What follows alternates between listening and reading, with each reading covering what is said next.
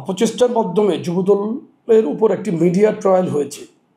দেখেন, এটা কিন্তু ইতিমধ্যে স্পষ্ট প্রমাণিত।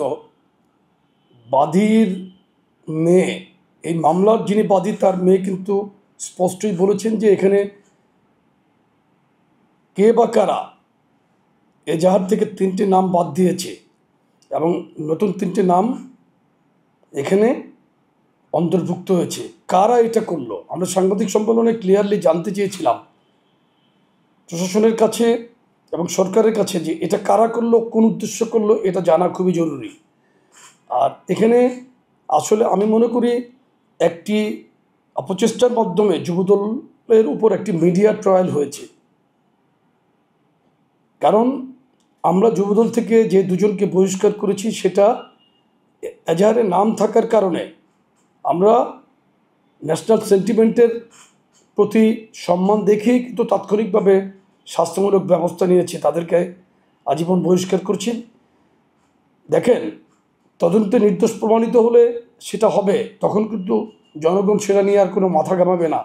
কিন্তু বুধবারের ঘটনাকে, সিসিটিভি ফুটেজকে কারা লুকিয়ে রাখলো, শুক্রবার তারা পরিকল্পনা মাফিক কারা এটা প্রচার করলো এবং আমরা মিডিয়া ট্রায়ালের শিকার হলাম, এটা আমি আপনার মাধ্যমে জানতে চাই। এই ক্ষেত্রে কিন্তু গণমাধ্যমের অনেক দায়িত্ব ছিল।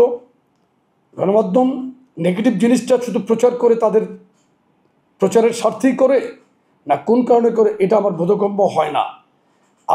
আপনারা নিরপেক্ষ দাবি করেন, কিন্তু আপনার নিরপেক্ষ জিনিসটা তদন্ত করে এখন পর্যন্ত কিন্তু এটা লিখলেন না। সুতরাং আপনাদেরও তো দায়িত্ব, গণমাধ্যমের দায়িত্ব, সেটা ইলেকট্রনিক মিডিয়া এবং প্রিন্ট মিডিয়া দুই জায়গায় কিন্তু সমানভাবে এটা দায়িত্বের আওতার মধ্যে পড়ে।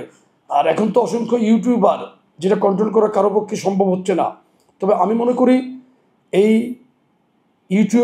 ইউটিউবারদের নিয়ন্ত্রণ করার জন্য সরকারের যে সংস্থা আছে, যে ভুইফোর ইউটিউবারদের, তাদের ব্যাপারে নজর দেওয়া উচিত। সময় এখন, এটা খুবই গুরুত্বপূর্ণ নির্বাচনের আগে। কারণ সত্য মিথ্যার যে মোড়ক দিয়ে তারা সত্যকে মিথ্যা, মিথ্যাকে সত্যে পরিণত করছে, এটার দিকে আমি মনে করি কর্তৃপক্ষ নজর দেওয়া উচিত।